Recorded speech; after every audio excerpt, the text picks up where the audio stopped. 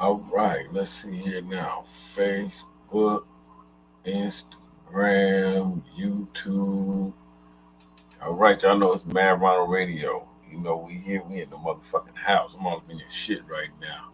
We got some good shit to talk about, man. I got some shit to talk about. I've been watching the news and I've been keeping up with things and I've been checking out the Brionna Taylor the verdict with the police officers, man. And I find that to be kind of fucked up. The way that the is kind of crazy. You know what I'm saying? But we're gonna get into that there. I see who's that Real Valley Baby 5 down there on Instagram. What's up? What it be like? I see you checking in down there. I was just checking out the situation in Louisville, Kentucky, kind of crazy. You know what I'm saying? And where I see, and it's like, wow. I see Erica has joined. Hello, Erica. What's up, Erica? How you doing? How you doing? I hope all is well. I hope you're smiling while you're joining us. You know what I mean? I'm right now. I'm on Facebook and Instagram and YouTube. I'm all over the place right now, y'all. And anybody that if you watching me on Instagram, I'm finna show a clip from the protest earlier. Y'all know two police officers were shot in Louisville, Kentucky.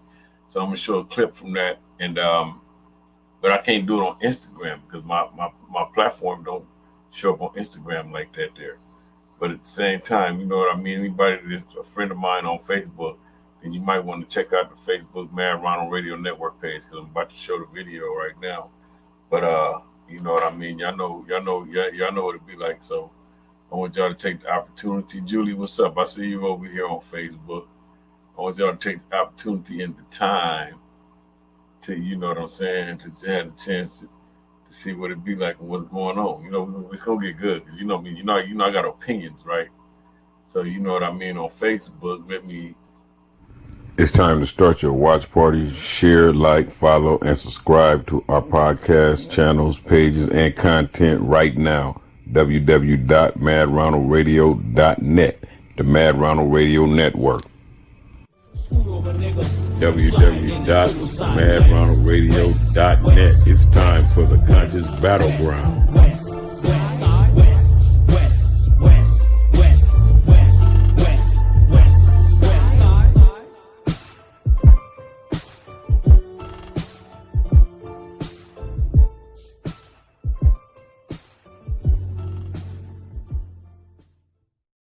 Found the police in Louisville, Kentucky.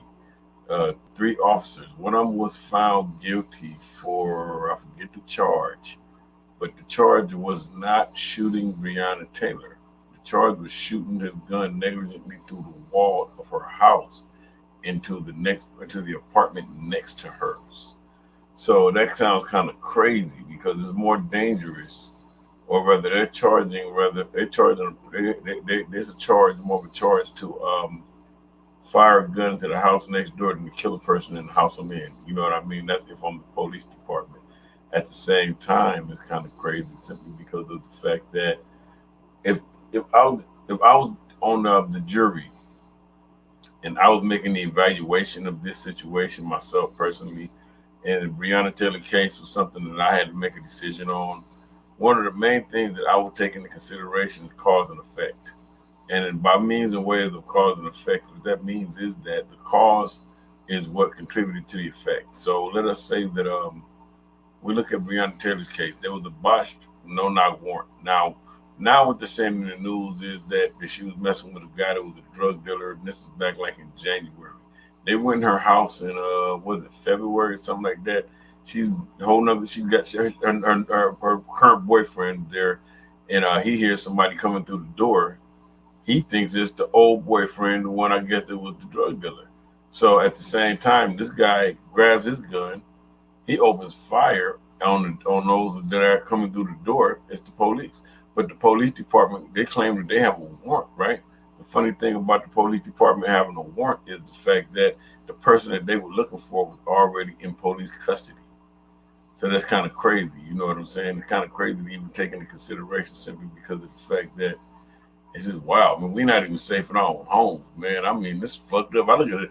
I try to figure this out and try to take into consideration, man. It's funny, man, but there's no accountability. And I don't even see accountability in means and ways of protest and all that shit there. I don't see accountability in violence and riots and shit like that. I don't see it because we end up tearing up our own shit and we end up being the ones on the losing end of it all.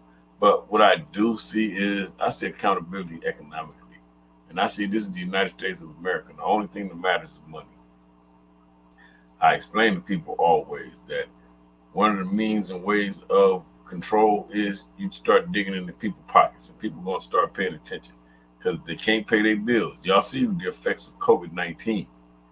And you see how COVID-19 got everybody, you know what I'm saying? Things got shut down, businesses ain't flourishing. They shutting down, going bankrupt every day. There's a new business going under. Sizzler just went under. Sizzler, y'all know how big Sizzler is. Sizzler just went under for COVID-19. You know what I mean? It's not the virus, but the economical impact of COVID-19. But at the same time, we got to take into consideration if the black people stop spending that $3 trillion annually that they make a contribution of to the United States, to the economy, that will make a big difference. See, and myself personally, I got my own opinions when it comes to this here because of the fact that I see the world in a different way than some do, and I try to think in somewhat of a higher science because of the fact that we got to take into consideration what do we need to do in order to build a higher plateau. You see what I'm saying? And that's very important. We need to think about, what we need to do. I think myself personally, and I always say this, and I'm going to revisit this again, that we ourselves, we need to be building our own currency. See, we worry too much about where the dollar's going to, but the dollar's owned by America. The dollar's owned by the Eurocentric white country, white supremacist country, or how we want to call it, white control country. So we would never have control of the dollar. But at the same time, we were smart. We would create our own. We live in a time where we can create cryptocurrencies. We can create like Bitcoin and stuff like that. There, we can create our own economy. We can create our own currency. All we got to do is just be smart about it. And like I said before, we get with the economists, take the time out to get with the great scholars. We can take the time out to get with people that have the sense and the knowledge and the capabilities of being able to draw out a longer plan to the point to where we can figure this out, create our own banks. Now we have the abilities to be able to get credit or whatever else we need. But see, the bigger picture of what I'm saying is that's the means of control right there. See, the United States want money, and that's what it's all about. You know what I mean?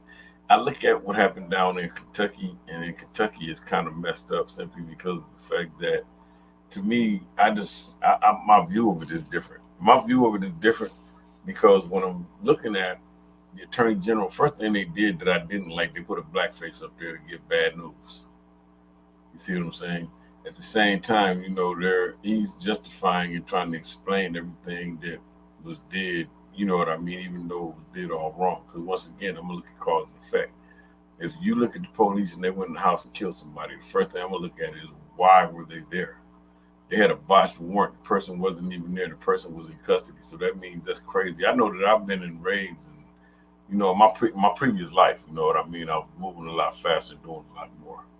So from what I've learned from the previous life, and from my observation of things and the way that things are, that it's kind of crazy because when the police go in a house, they know who's in the house.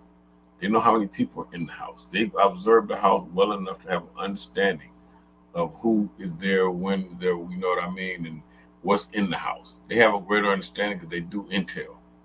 I don't care if that's through a snitch, undercover, or what it is. They got some information on what's in the house.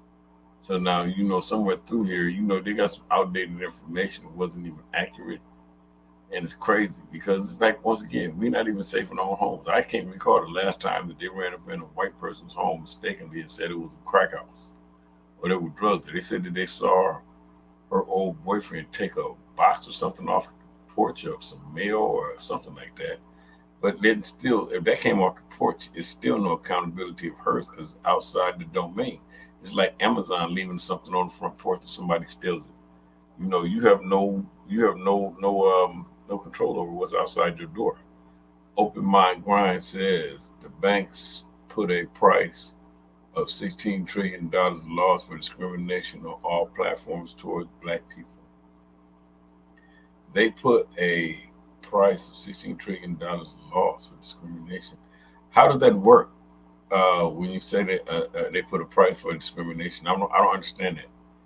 That sounds interesting to me right there. Because I know that there was the thing about they uncovered the, information about fair housing and getting loans and credit and stuff like that. There, I remember when all of that was going on. But at the same time, I personally I'm not familiar with that. I don't think unless it's something from a while ago that I've read and I might have forgotten about. You know what I mean? But I'm gonna show you guys on Facebook. I'm gonna show y'all from the protest that's going on. They have the protest going on right now. So if you're on my Facebook page, well, I'll show it to you guys. I'll show it to you guys in a few minutes. But at the same time, don't forget you guys are on tuned into the Mad Ronald Radio Network podcast. You This can be viewed on Mad Ronald Radio Network podcast page on the internet at madronaldradio.net. This can also be viewed on YouTube at Mad Ronald Radio Vision, on Instagram at mad_Ronald_Roland.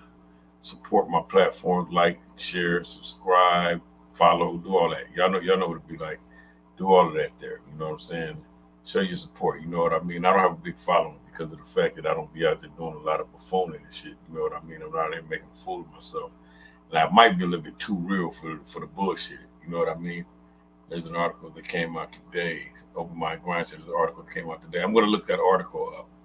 But that's something I want to read about.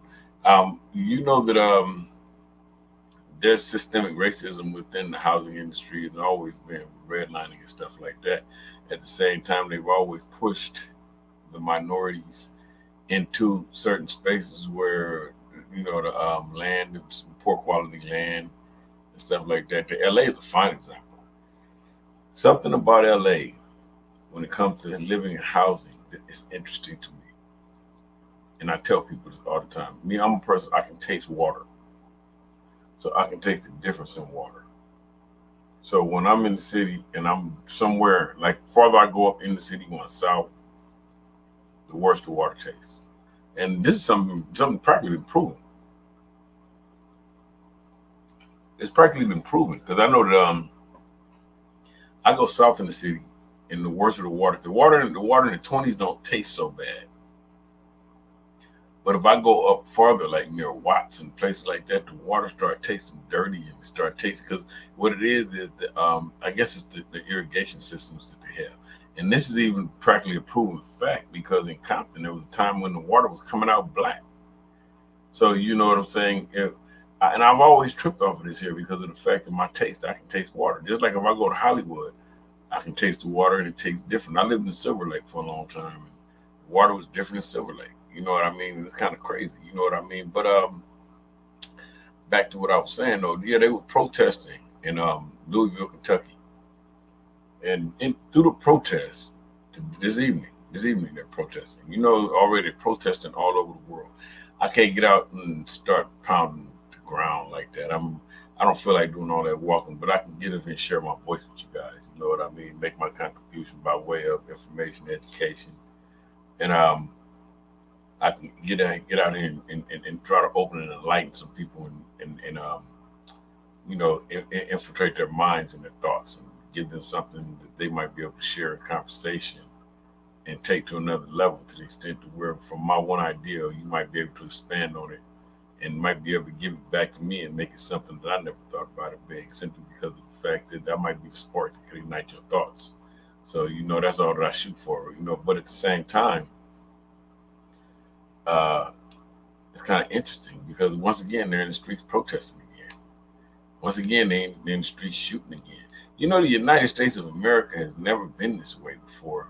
I can't say not in my lifetime because I was born in the 1960s, and I was born during a time of great unrest and racial injustice and all this other stuff. But at the same time, also, I have to take into consideration and understand that throughout growing up, not since, well, I don't remember in the 60s when it was that way because I was a child. And I was born in 67. So by the time I was born, anything of that nature that was really taking place. Well, I don't remember because I know that Martin Luther King was killed at 68. I was a year old, so I don't remember that. But at the same time, though, the thing about it, like I'm saying to you guys, is that we're at a time now, man. We out in the streets protesting, man. People out in the streets, they unhappy, injustice. And I mean, it's funny. I'm gonna tell you, it was crazy though, man. It was crazy because now it ain't just us in the streets, man. For some reason, this America that we living in, man, is divided in half, and it's really really funny to me. And when I say it's divided in half, I mean it's funny to me because the Caucasian people, the white people, are divided in half, and you know what I mean. They're divided by those that support the those that are against the racial injustice, the inequality of blacks, and anything and everything that has something to do with people being not treated fairly. Then you got the white supremacists, and they're aligned with Trump supporters, and they're aligned with those GOP Republicans and all these other people. Then you got the militias, but believe it or not, they got militias on both sides because of the fact the Second Amendment of the United States Constitution is the right to bear arms. So some people take advantage of that opportunity. They said in Louisville, Kentucky, well, interesting down there is that it's an open carry state. So, they're out there protesting. There are people out there with bearing arms with guns that are out there just looking. And you see what I'm saying? So it's kind of crazy. And I mean, the funny thing about it to me that when I'm looking at all this here is that I'm like, damn, I can imagine being at a protest, but how can you be at a protest with guns and nobody gets shot? See, it's kind of wild to even take into consideration and understand simply because of the fact that people themselves, man, are kind of crazy. And people are becoming more radicalized. We are becoming a lot more radicalized. I myself personally, it's funny, man. I'm looking at the situation and evaluating for what it is. And as I evaluate and as I see it, my perspective of it becomes a situation of understanding the point where we need a radical arm of whatever movements exist. See what I'm saying? Like I said before, you know what I mean? I'm not a, okay. Black Lives Matter is cool, but I feel that I'm a part of something bigger because of my blood. I'm a part of something that is historically a part of our culture now. I'm a part of something it has a national existence. So therefore, by and through that means that I'm part of something where we ourselves are capable and able of being able to be anywhere at any time. But the only thing about this when I'm looking at this is the fact that what's missing is the education that goes into this. And education is very important because of the fact that we need guidance. And there's a point that's one of the reasons why I use my voice the way that I do. Because of the fact that there's a need for guidance. And not just Bloods, I'm talking about Bloods, Crips, any and everybody that comes about in this urban subculture. And and I don't use the word gangs, I mean urban subculture. And when I say it like that, I mean that because of the fact that there's a point in time where we have to come to the basis of organization. We have to come to the basis of being able to put ourselves together and get things right, within our own communities. We can't live and exist on genocide and fratricide. We can't live and exist on a way of life and a meaning of life that is just simply based upon death itself. So when I say it like that, I mean that people out in the streets, maybe our people need to be out in the street marching and protesting.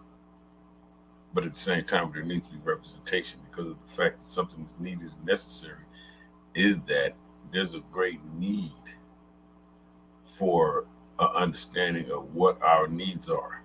Everybody has a need. When you look at the people that are in the streets, there's going to be a need that needs to be met by each and every individual. What brings these groups together and we create allies. Every ally has a need. Sometimes we all have the same needs. Sometimes we'll meet at certain needs. Sometimes we'll have the same need to a certain extent, and then we'll break off and go in our separate directions.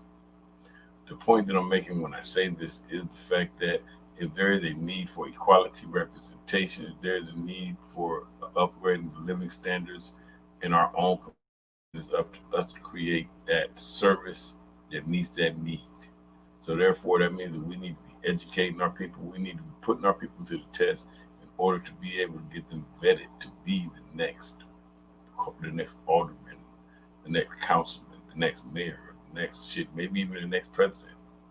But we need to be doing that simply because of the fact that we look at the injustices. Look at the Brionna Taylor case. We're looking at something right now, right before our very eyes. And what we see right before our very eyes is we see the police go in somebody's house, open fire in that home, kill that person in their home. There is no accountability for that. It is more accountability for a bullet that went through the wall that hit a person that wasn't even in the house, that didn't even hit nobody, than for the person that got hit 6 times by the police. And it's kind of crazy, you know what I'm saying? For those of y'all, it's crazy because when I'm looking at this bigger picture of this, right? My bigger picture, my view of this is something a little bit greater, because of the fact that I'm seeing, it's like every day I look at the inequality of it to the point to where we know what to expect. There's an expectation simply because of the fact that this view is being so unjust. If you look at the situation, like look at what's the guy named Botham John was killed in his house, was that Texas, I think, and a white police officer lady walked in the house and said she was in the wrong, thought he was in her house and she gunned him down. Don't make no sense. You see what I'm saying? But at the same time, we had a great expectation. Our expectation of that was justice. I mean, we sit somewhere through it. We got to stop having the expectation of justice because of the fact that shit, is it just us? We look at the world for what it is and see how things are going on and how they're going down, and it's not really nothing to it. When I look at the situation and I look at the way that things are, and I evaluate this from my own mind, and I try to figure out in my head, what is it? What are we missing? What is it about all of this? What is the main concept of this situation? But then again, you got to remember something about this. And you got to remember that we live in a country that was founded on white supremacy. One thing about this country is that it's founded on laws that's going to keep this country on top of everything else, including the people. So you know what I mean? And it's funny, you know what I mean? For those of y'all, I'm gonna show y'all the video from Louisville, Kentucky. This is the protest, y'all, over on Facebook. Anybody on YouTube, if you want to see the video, check it out on Facebook. And I'm showing it.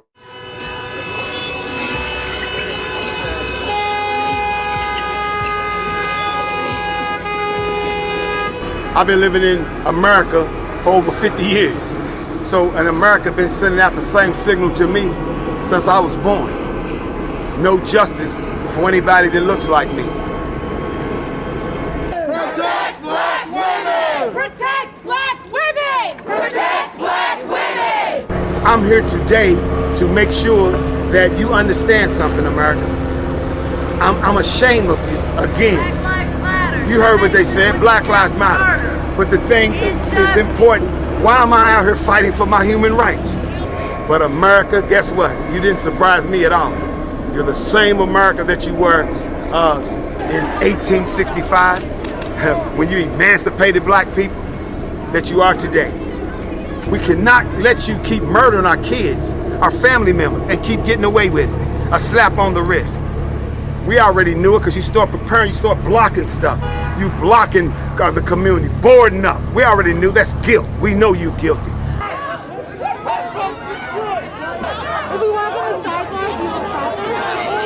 You will be arrested if you do not get out of the street.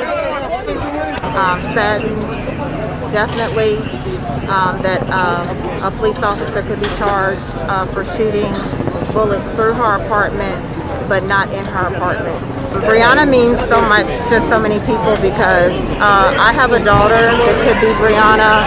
I would like to see people in leadership, be it locally, county, city, and state leadership that actually care about the people that live in this state and in this city. If you and I walk into our house and we accidentally kill 3 people, whether the bullet went through a wall or something, we would be charged at a minimum with manslaughter. You're looking at the people and all the police out here, And if they can take this much time and this much of their resources to put down barricades and set up downtown for 3 days prior to the verdict, then they should have erred on that side and used that much of abundance of caution on a no-knock warrant, made sure that body cameras were installed. And the public has completely lost trust of the people that are supposed to protect and serve us. And not to mention, most of these people don't actually live in our neighborhood. So it's not as if these are my neighbors. I understand, like, hey, Officer Cindy, or no. So I don't know what else people are supposed to do. My grandparents always said, you know, if you keep on turning cheek after cheek, you're in an abusive relationship. So you tell me, what are people supposed to do when the people that are supposed to be publicly protecting and serving them aren't? What's our no justice, no peace? So Brionna Taylor could be any of us. And the frustrating part that I think most of us, white, black, Hispanic, realize is that, like, we can't live in a police state in the United States in 2020. And we have to make police departments and police unions liable when they mess up. And this time was a gross miscarriage of justice. I live on the street. I've lived here for almost 40 years. I lived through the Vietnam War, all the killings and things that have happened over all these years. I never would have thought this kind of thing would be in my neighborhood. I can sympathize and empathize with people who have lost so many, and I think it's just had enough. I'm afraid for our country. I'm afraid for what's going to happen after this election.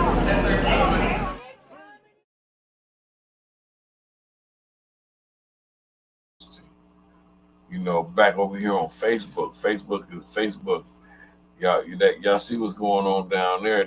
I was gonna pull up the video about the guy that I can see it on. Oh, you can see the video. Okay, that's right. On YouTube, you can see the video. You can see the video. That's right. My platform will show up on YouTube. It just won't show up on. It won't show up on Instagram because I got to use my phone for Instagram. But it's kind of interesting what's going on down there. And it's kind of interesting because of the fact that, I mean, it's like living in a police state is crazy. When I was a kid, man, I remember things like the Crash Unit, Community Resources Against Street Hoodlums. That was the first gang unit. And Crash had their own agenda. Well, they started out one way and they ended up another way. When I was growing up, I remember Crash was the gang unit. Crash became a gang itself. So you know what I'm saying? It's kind of crazy, you know. And it's like, man, it's wild. You see now there's attacks taking place on the police department. Same way like in Compton last week when they shot the 2 officers, or the week before last. Then at the same time, we also had to look at right now, they just shot 2 officers in Louisville tonight.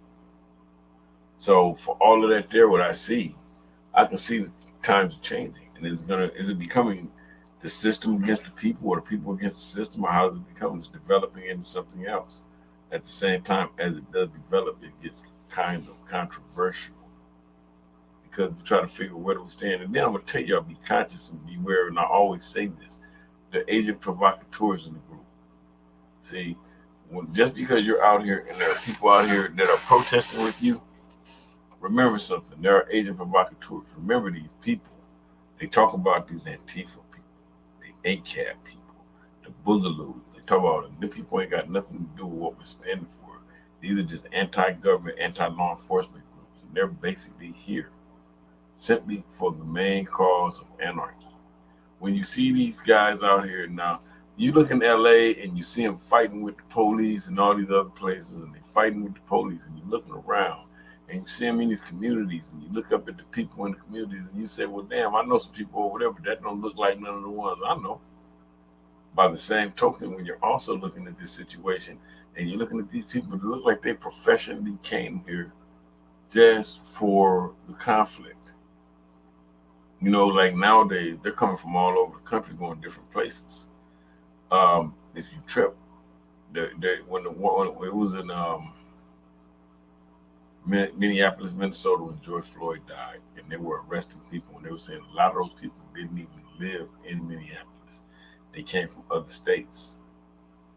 So you know what I mean? And the thing I say that, a reason I say that is that it's kind of interesting because of the fact that nowadays, you know, now we're living in a time now where these people are being financed by certain people to create anarchy and to keep up the crazy stuff and to constantly be anti-government and keep the government in turmoil.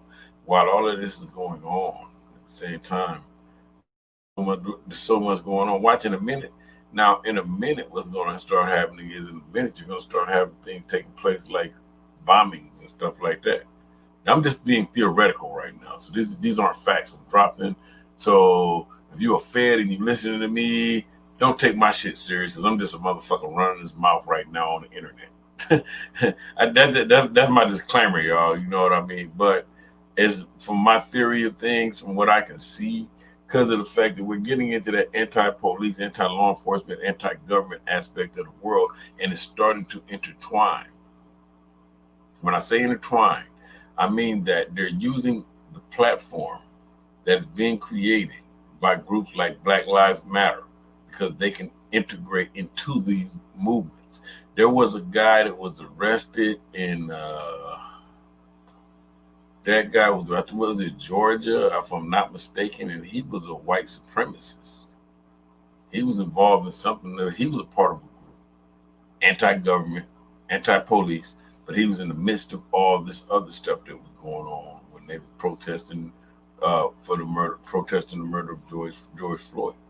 See what I'm saying? Be conscious and be cautious of these people, simply because of the fact that you just don't know. I went to a meeting. I remember after Trayvon Martin died, and I went to a meeting. I went to the Black Lives Matter meetings, and somebody said, "What's the meeting over here on such and such tonight?" And I went to the meeting, sitting there listening to them talk. So they're in there talking. This was at USC, as a matter of fact.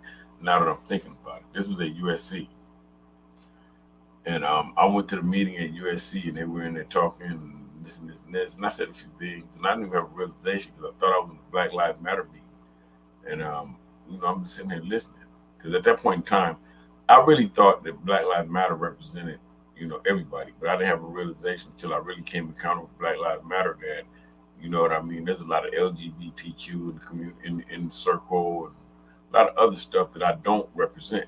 I don't, no offense to them, you know what I mean, no disrespect to them. But I just don't represent it myself personally. When I come for the real. I come for the movement. You know what I mean? I'm only coming for that what affects me directly and affects my lineage as a black man, and anything that comes through my lineage as a black man. Anything on overall, your sexual preferences is none of my business. You can hide things, right? Whatever your gender preference is, that belongs to you. That's not my business. But you can't hide the color of your skin. So therefore, there's oppression on that level. And myself personally, I prefer to be one of the people to fight for the liberation of that. It's not my business that whatever your thing is. But by the same token, when I was going to these meetings, and I'm going to a couple of different meetings here and there, because the momentum was getting kind of interesting. And the people had some good ideas all over the place. And as I'm listening to them and as I'm observing, and I was in a meeting and they invited me to another meeting, and I went to the meeting and I'm listening to the meeting and I'm listening to, and the ideology getting kind of radical and this and this and this. And then they were passing out this literature and all this other stuff. And I came to the realization I found myself in a meeting with the Communist Party. I'm not a communist, see, once again. But then I also come to the realization I'm part of a bigger, greater movement. I am a blood. See what I'm saying? As a young black man, I am blood. As an elder black man, I am a blood. As a black man that's in the middle of all these generations, I am a blood. I'm a part of something that bears so much power and so much weight. If it is ever directed the right way, if it is ever corrected for the mistakes that were made in the past, if it is ever guided and that vehicle is taken on the right road, we ourselves would have the ability of being that what liberates our community, because we've been the oppressors for so long. You see what I'm saying?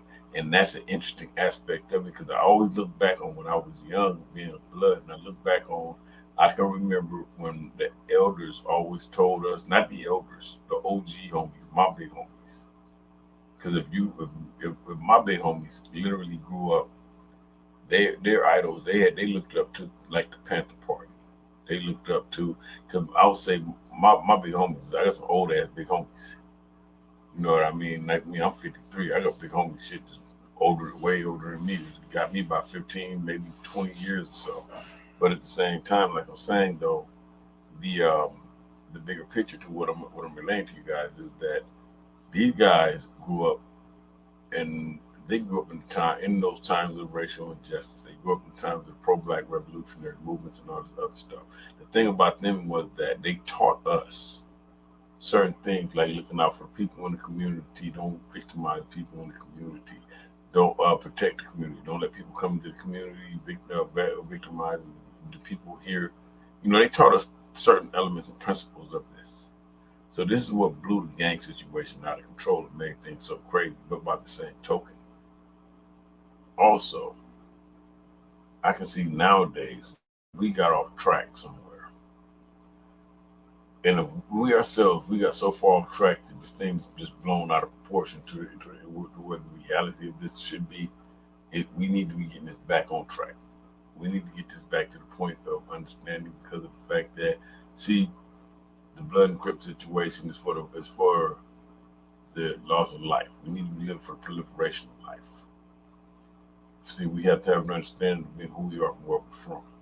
See, there are things taking place all over the world and all over the country.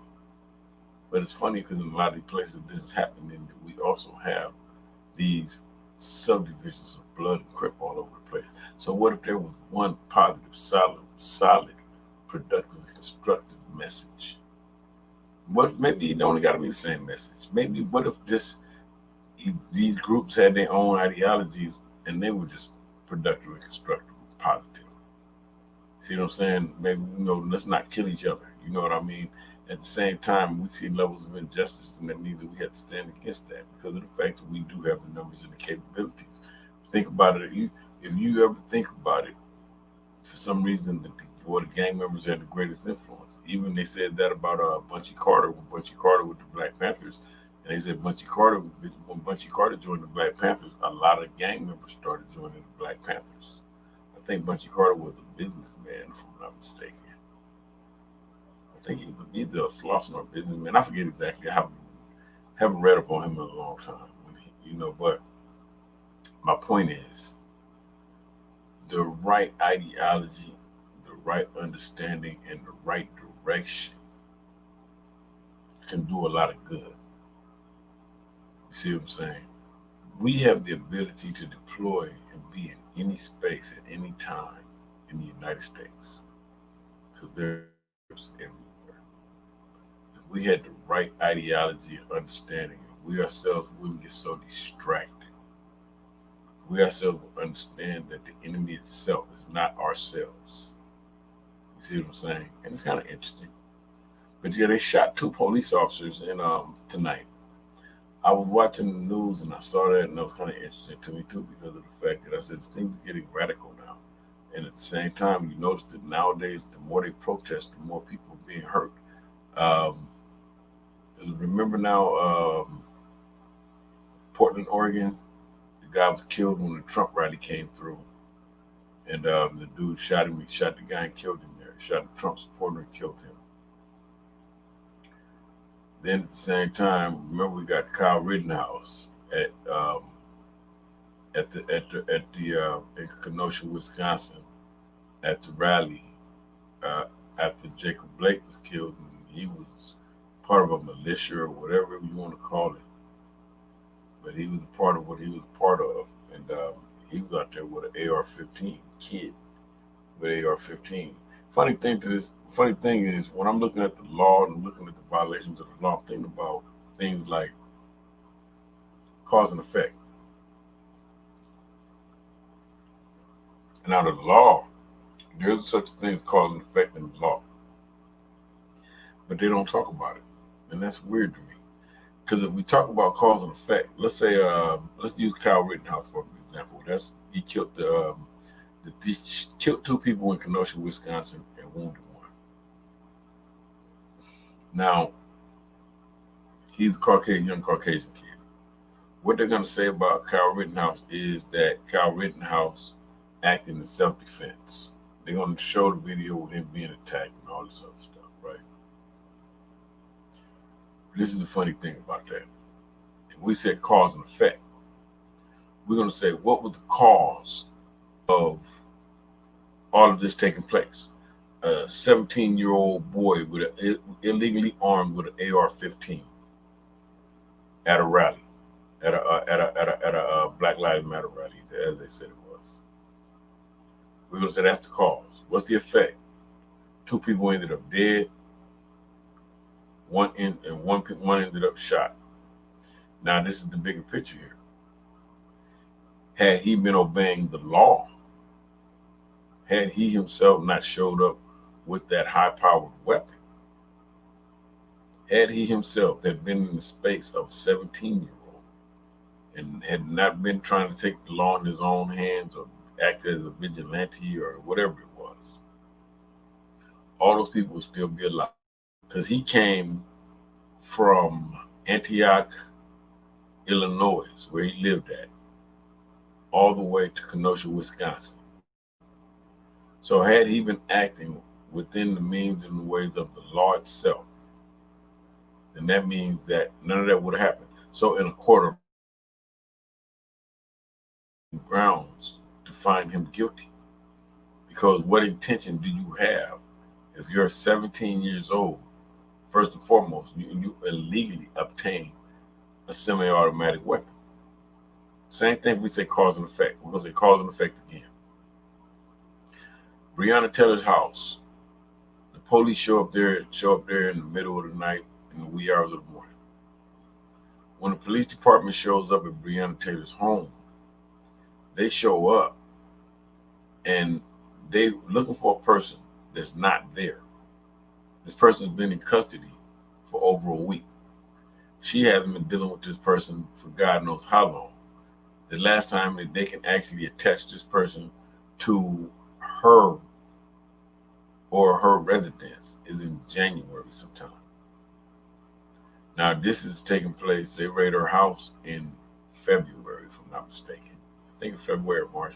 My days might be kind of mixed up. Excuse me for that. But at the same time, they raid her house somewhere January, February sometime. Funny thing about this is that they raid the house. The new boyfriend's in the house, or rather her boyfriend, not her ex-boyfriend.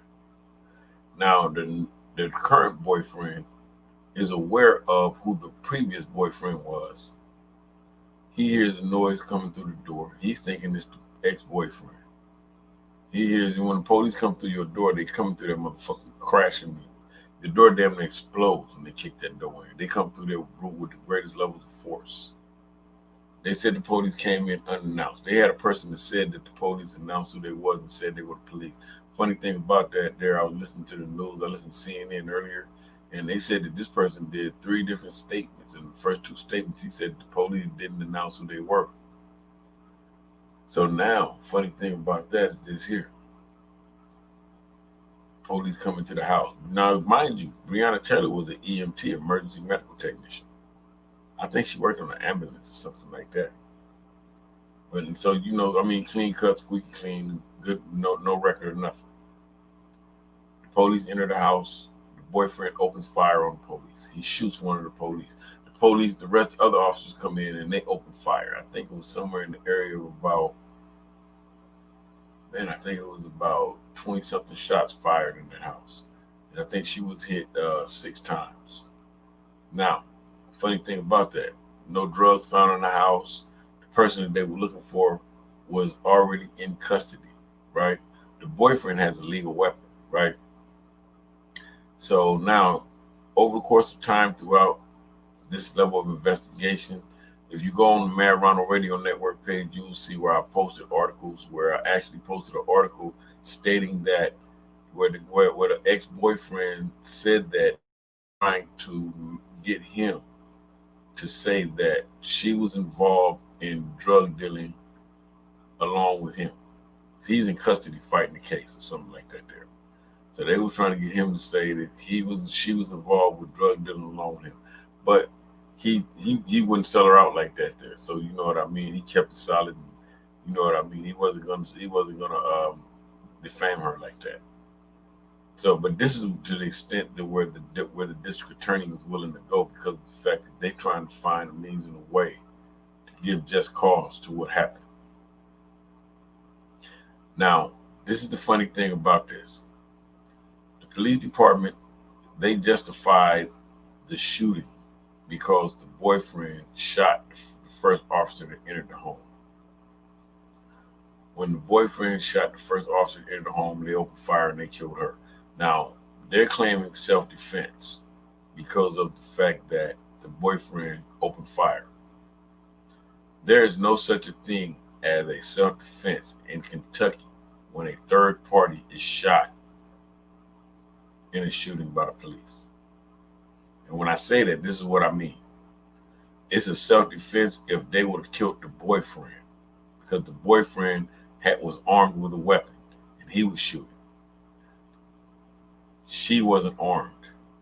So being that they shot her and killed her, she's the third party because of the fact that she's just in the home. She lives there. Now, at the same time, the attorney general in Louisville, Kentucky, he justified everything. And I hate the way that they do this. They put a black face to deliver bad news. And I hate the way that they do things like that.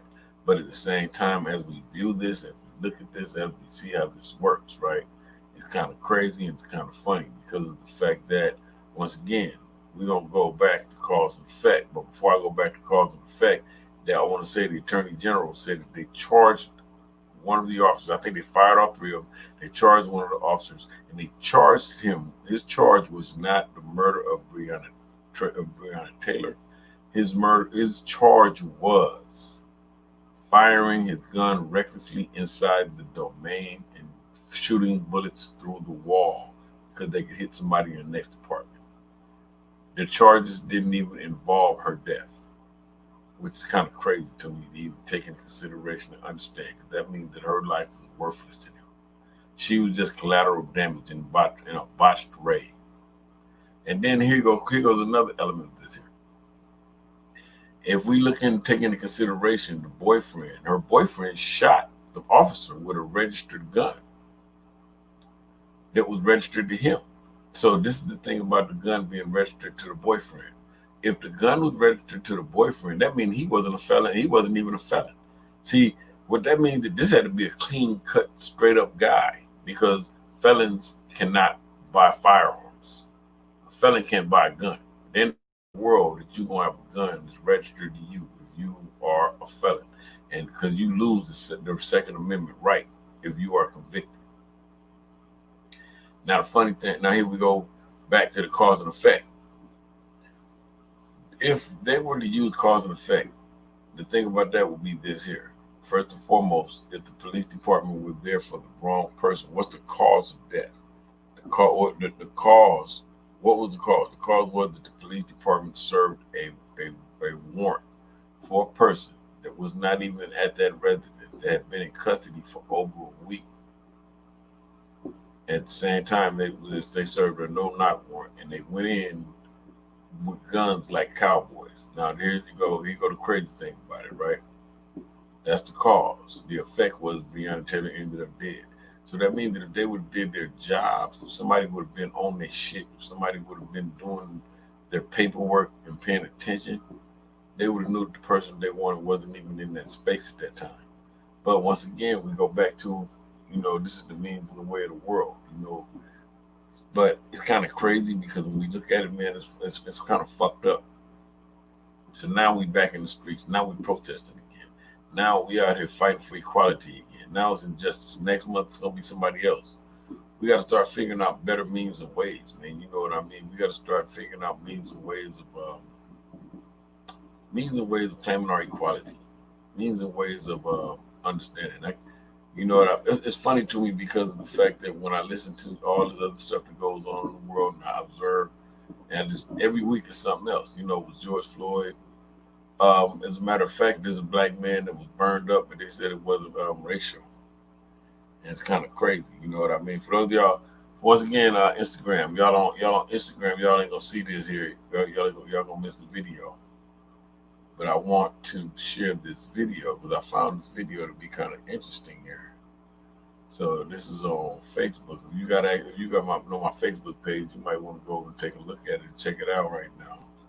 I was completely shocked. Melissa Burton has known Michael Williams for a decade. The arrest and his murder hit hard. I'm still trying to wrap my head around the fact that somebody did this to him that knew him. This morning, law enforcement arrested 31-year-old Stephen Vogel of Grinnell. Vogel has been charged with 1 count of first-degree murder. DCI Special Agent in Charge Adam DeCamp revealed the gruesome details in the death of Grinnell resident Michael Williams. 4 people are now in jail charged in connection with his murder. Our mission from the very beginning, and that will continue, is to bring justice for Mike and justice for his family. Court records show Vogel strangled Williams in this Spring Street house where Vogel lived. He kept the body wrapped in plastic and a rug for 4 days. Police say eventually he and the rest of the suspects put Williams in a truck, drove it to a rural gravel road in Kellogg, dumped it in a ditch, and set it on fire. Police say the suspects and Williams had known each other for years, but they are not discussing a motive. And despite concerns that Williams was black, they are positive race is not a motive. The NAACP sees no indication that Mr. Williams was targeted because of his race. As for the suspects, Burton has one wish. Julie is Stephen's mother, and Roy is Julie's boyfriend. They all need to rot in hell.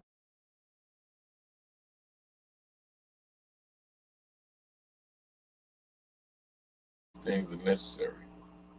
All right, Facebook. I see that was yeah, those on Instagram. That was on Facebook and YouTube. I was showing them there was a black man that was murdered in Idaho, and this is within the last few days too. This black man was murdered in Idaho in the last few days, and they arrested 4 people in his murder.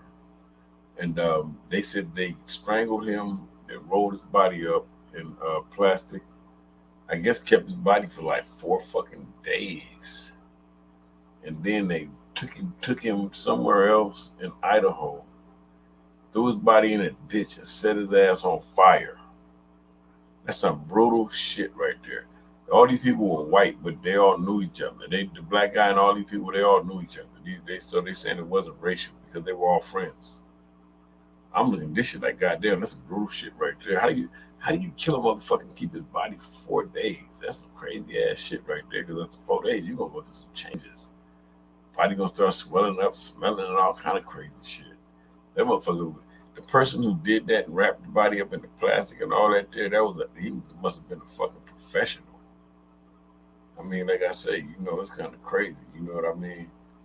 And it's a whole nother element, man. Like I said, you guys know, man, the thing we need to be working on is we need to be talking about what we need to do to survive. You know what I mean? Once again, y'all don't forget y'all Marijuana Radio Network on the internet, www.marijuanaradio.net. On Facebook, the Marijuana Radio Network podcast page. On YouTube, Radio Vision. On Instagram, Matt_Ronald_Rolling. And my other page, my personal page is Mad Ronald Rolling on Facebook. Y'all like, subscribe, follow, share, all that good shit, man. You know what I'm saying? Y'all do all that good shit with it, man. Let it be seen, let it be known. You know what I'm saying? Because of the fact that, like I was saying to you guys, though, man, interesting thing that crazy. You know what I mean? Debo for us, check out Daniel Prude got killed out here in Rochester, New York, around the same time George Floyd. I read about Daniel Prude. I read about Daniel Prude, and I saw the video.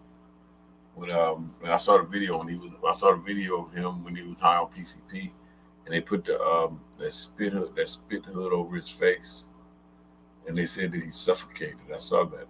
I watched that video. And it was kind of interesting because to me, it looked like he was having a mental crisis. Like he was having a mental crisis. He didn't need to be handled that way. They needed to call mental health for him.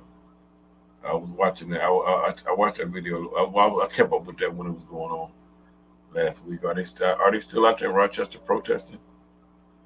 Because my thing is that when I look at it, I can see somewhat of this here. There's a lot of mental health going on. A lot of people that are in need of health care, mental health care. A lot of people, man, he was like he was having a meltdown. Yeah, I know he was high on PCP, and I think he was naked, if I'm not mistaken. He wasn't somebody that was a threat. Well, he might have been a threat because he might not have been conscious of his own actions. But at the same time, he wasn't somebody that needed to be handled and dealt with like that. Then they said, I think, if I'm not mistaken, the police chief there said that his initial cause of death was an overdose. But then they found the initial cause of death to be asphyxiation, as if like he was choked to death or something like that there, if he couldn't breathe. And I think that if I'm not mistaken, and I keep saying if I'm not mistaken because I read the article last week when it was happening, when the protest, when it was all in the news last week. But also by the same token, if I'm not mistaken, the police chief resigned. And the funny thing about all that is this here, man, when you look at this and think about it, man, first thing the police chief do is resign and get out of office because they don't want the blowback. And it's kind of crazy, man, because sometimes, man, you do have a need for services, man. Sometimes for other things. Debo Farrell is still out here protesting, and yeah, he was naked. They tried everything they could to cover it up from people. Yeah, I read the article. I read something on that. It was actually read something on that when they was talking about it. And they said he died of an overdose. And they put the spit hood over his head, some shit like that's crazy, man.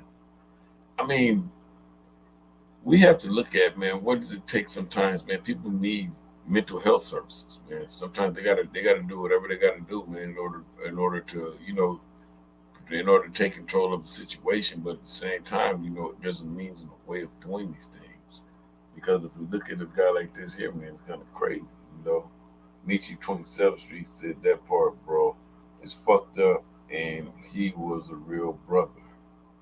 Yeah, that's kind of crazy, man. You know what I mean? But like I say, mental health, man. See, when we ourselves pollute our minds, I tell everybody, man, they say mind's a terrible thing, the wasting the truth. We pollute our minds with this garbage, man, drugs and all this other stuff. We're not ourselves. We're not in control of what we do. And we got to have an understanding of what the effects of that can be, man. I don't see nothing in the world. Y'all already know, man. You already know I don't do no drugs. I don't smoke cigarettes. I don't smoke weed. I say I drink, but alcohol since January. So what did that take you? You know what I mean? It's kind of crazy because of the way that the world works, man. But we got to be conscious of what we do to ourselves because of the fact that, I mean, man, how do I expect to be handled by the goddamn Caucasians that's taught to treat me like an animal when I'm under the influence of something and I'm not operating in my right state of mind? How do I expect them to deal with me? I got to be conscious and cautious of all this before I even enter into this arena. Sometimes we don't think, man, but we got to start thinking, man. We got to do better, man. We got to start doing better for ourselves because it's needed and necessary, man. I mean, there's a great understanding of this here, man. I mean, like I say, anybody know me, know I'm totally against drugs. I don't use no drugs. I don't even sell drugs. You know what I'm saying? Debo Farrell on Facebook said they trying to get the mayor out of office as well. And the chief and mayor are both black faces delivering bad news. Well, it's like that, man. But at the same time, you got to remember something. Like I said, just said a second ago, man. From my observation of watching that video, you are under the influence of a mind-altering drug, man. When I was a kid, I used to smoke PCP. I stopped doing that shit when I was like 17 years old. Because the shit was just too much for me. We was kids, we was experimenting with shit like that. We had a great access to it. But what it does to the mind, man, is something that's just fucked up and crazy. And then at the same time, if you are under the influence of this here, man, this shit here, man, takes you to another space to where you're not even you. But then I say once again, how do I expect to be handled by some motherfuckers that don't even see me to be a human, that don't even know how to handle me as a human when I'm not even acting human. You know what I mean? And I mean, that PCP is a bitch, man. I saw that video, man. It was heartbreaking to watch that video because of the fact that that man was having a motherfucking mental breakdown. You know what I mean? That shit had him so fucked up that it was crazy, you know. And this is another element, man. You know, and this is like, it's crazy, man. You know what I'm saying? The aspect of understanding that goes with that, something else, man, because of the fact that if we look at this, man, for what it is, what it truly is, man, we've got to understand the preservation of ourselves. One of the problems with us as a people is that we lack great minds because we are too easy to be manipulated, and we allow other substances to alter our mind states. We live in such a drug-infused culture that we live in a culture where the kids' favorite rappers, all they talk about is getting high all day. How the fuck can I build and create from high all day? You know what I mean? The drugs nowadays are drugs that have after effects and greater effects than shit did when I was a kid. I look at the drugs nowadays and I'm trying to figure out to myself, damn, how the fuck is motherfuckers even doing this shit here? Because it's something else. You know, we have to look at where we at in the world, man. What are we trying to accomplish? If we're going to accomplish something, that's why I always speak of great minds, because we need the great minds. We need the people that are thinkers to be capable of coming up with the ideology and understanding what we need to go to the next level, because we've been stuck and stagnated for so long that there is not even an understanding of what it is that we need to achieve. It's easy to say I, because I as one don't require much. But it's hard if I say we, us. Because as a people now, I got to figure out what the need of the people, what's the needs of the people. You see what I'm saying? It takes me back to my studies of Maslow's hierarchy of needs. And if you study that, it studies human need. And it studies that every human has some of the same needs. You know what I mean? Physiological needs, food, shelter, clothing. Then we have certain needs that go to things like, let us see now, food, shelter, clothing. Then we got things that we're going to look at, like to the aspect of security. You know what I mean? Then there's a lot of different things. You know what I'm saying? You got to look it up. You got to read it. It's kind of interesting because it'll give you a greater understanding of other people, of humans in general. You see what I'm saying? And it's kind of crazy. But right on that note, y'all, I am about to sign out. So what I say to you all is I want y'all to get ready to start y'all watch parties. I want y'all to support my platforms. Once again, Mad Ronald Radio Network podcast page on the internet, www.madronaldradio.net. On YouTube, Mad Ronald Radio Vision. On Instagram, Mad_Ronald_Rolling. Y'all check out my shit, man. You know what I'm saying? Like, subscribe, share, follow, all that shit, man. You know what I'm saying?